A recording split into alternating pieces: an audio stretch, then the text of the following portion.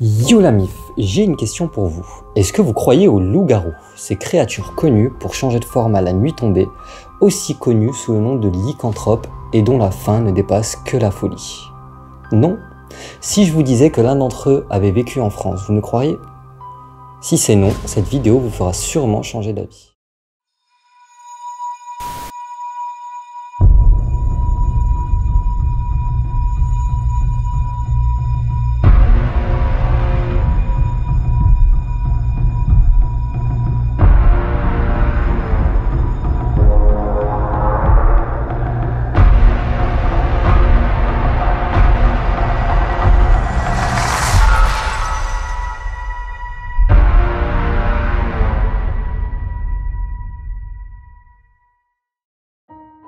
Nous sommes en 1550 dans le village de Dole.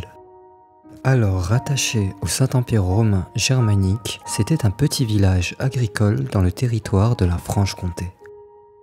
Les gens vivent de leur culture et de leur artisanat. Tout le monde est heureux et vague à ses occupations. Et c'est cette année-là que naît un jeune homme du nom de Gilles Garnier.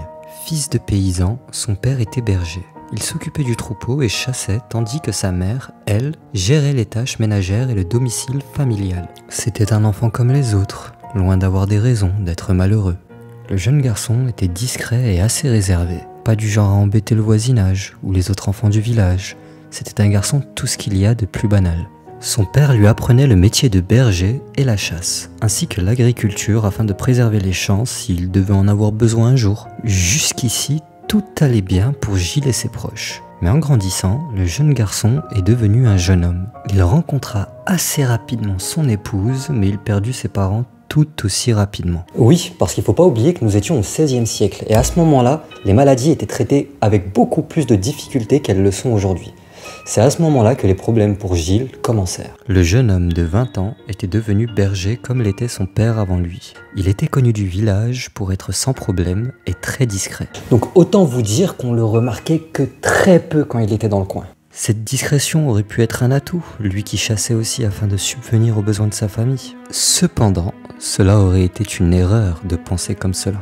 La chasse était devenue compliquée et les récoltes n'étaient plus celles du temps de son enfance. Lui, qui ne demandait qu'à pouvoir vivre décemment, avait de plus en plus de mal à joindre les deux bouts. Vers les années 1570, l'homme avait de plus en plus de mal à garder sa lucidité.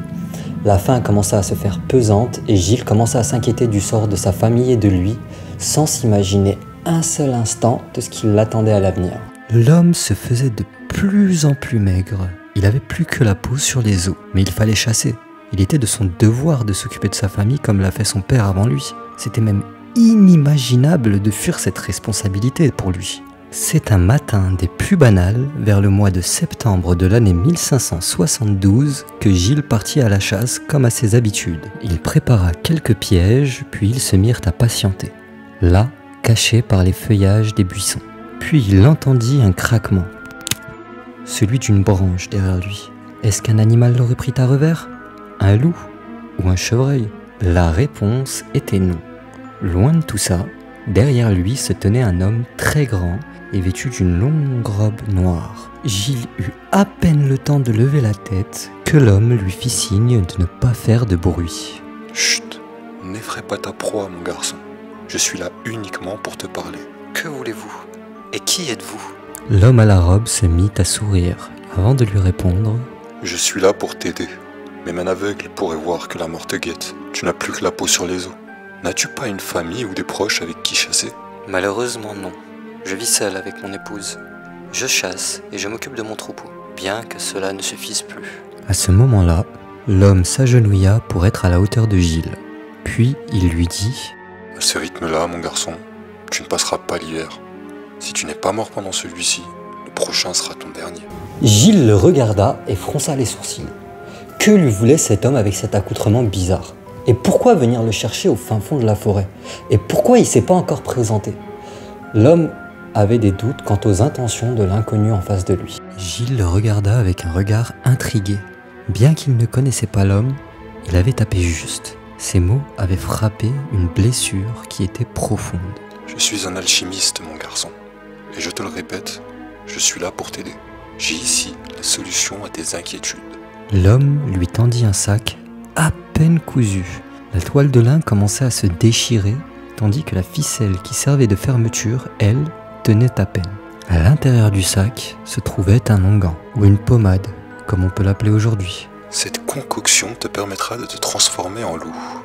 Grâce à cela, la chasse ne sera plus un problème pour toi, mon garçon. Utilise cet onguent et frotte-toi avec. Avec l'aide de ces onguents magiques, une fois la nuit tombée, ta transformation débutera alors. Et les animaux ne rivaliseront plus avec ta vitesse. Ta femme et toi pourrez alors continuer à vivre paisiblement, à condition que tu restes discret et que tu ne parles à personne de notre rencontre. C'est juste après ces quelques mots que l'homme s'en est allé, le laissant là, avec cet onguent. Gilles se doutait bien que cela était louche. L'homme avait plus l'air d'un sorcier que d'un alchimiste. Et si n'importe qui l'apprenait au village, il serait sans doute pendu.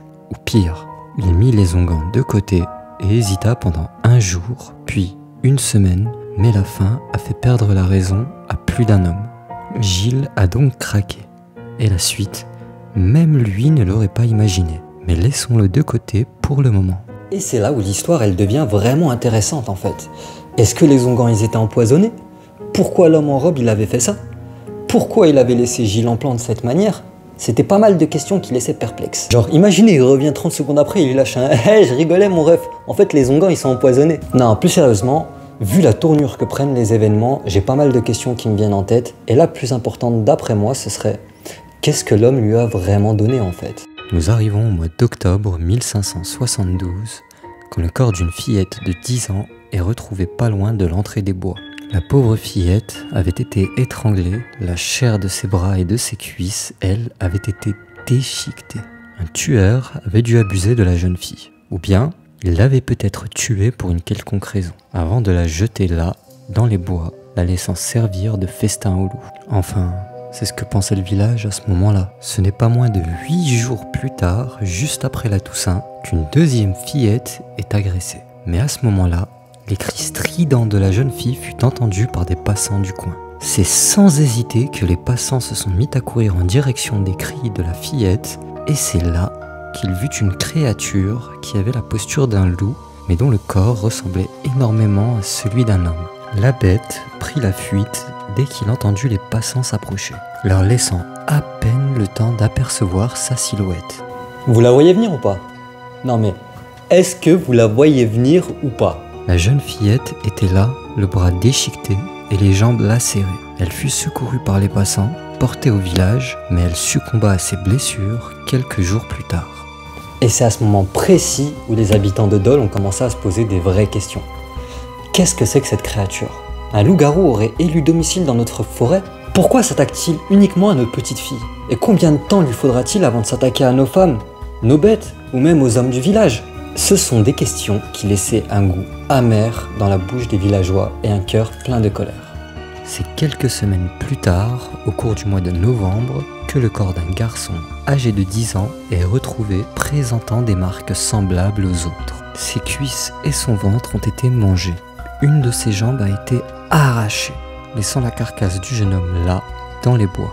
C'est donc à ce moment-là que les habitants ont vraiment décidé de prendre les choses en main. La chasse à la créature était finalement lancée. Les autorités du comté de Bourgogne en Franche-Comté émettent un édit pour appréhender et tuer le prétendu loup-garou. Il fallait le retrouver avant qu'il ne fasse une nouvelle victime. Il fallait le retrouver pour mettre un terme aux atrocités que causait la bête. Un soir, un groupe d'hommes du village de Cromary, à plus de 60 km de Hamange, l'endroit où aurait vécu Gilles Garnier, voit dans la pénombre ce qu'ils pensent être un loup, mais qui au final avait surtout l'air d'un homme mêlé à une bête. Et c'est ici qu'ils découvrent le corps d'un garçonnet qui vient d'être étranglé et à peine déchiqueté. Mais cette fois-ci, le groupe avait vu un visage, et celui-ci était resté gravé dans leur mémoire, et donc les recherches se sont intensifiées. Donc vous vous imaginez bien qu'il aurait pu leur falloir des années avant de retrouver la créature, voire même ne jamais la retrouver quand vous voyez le nombre de cold cases non résolus aujourd'hui. Mais, oui, parce qu'il y a un mais, les choses ont commencé à vraiment bouger en 1573. Nous sommes en décembre 1573 quand les policiers de Dole arrêtent Gilles Garnier à l'ermitage de Saint-Bonneau près Hamange, là où lui et sa femme vivaient. Bon, après à ce moment-là, on est en 1573. Hein. Qu'on se le dise, entre nous, le mec est cuit. Cuit, finito, chez finito. C'est lors de son procès que Gilles passe aux aveux. Il raconte qu'il était hanté par la faim et sa rencontre avec l'homme en robe noire. Il explique à ce moment-là qu'il a bien traqué et tué 4 enfants de 9 à 12 ans et avoue aussi avoir dévoré leur corps, et même d'en avoir amené des parties à sa femme afin de les lui faire manger. Le 18 janvier 1574, Gilles Garnier est jugé coupable de lycanthropie et de sorcellerie puis condamné au bûcher.